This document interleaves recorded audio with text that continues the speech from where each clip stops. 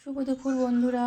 দেখো ভাত হয়ে গেছে, এই যে ভাত, গরম গরম ভাত হয়ে গেছে। আর এখনও রান্না সেরকম কিছু হয়নি। যে ফুলকপি সেদ্ধ করে রেখেছি, ফুলকপি আর এখানটায় আলু কেটে রাখা হয়েছে। ফুলকপি আলু আর এই যে মাছ, কাতলা মাছের একটু ঝোল করব ফুলকপি আলু দিয়ে।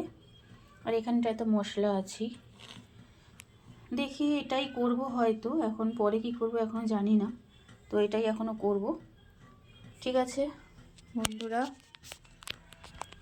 এটা তাহলে করতে থাকি, মাছের ঝোলটা। তো মাছের ঝোলটা এটা করতে বেশি সময় লাগবে না। তারপরে দেখো মাছের মশলা কষা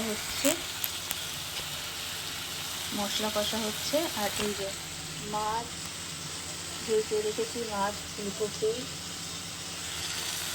আলু দিয়ে মশলাটাকে কষে নিয়ে তারপরে এগুলো দিয়ে দেবো। ঠিক আছে বন্ধুরা, রাখছি এখন।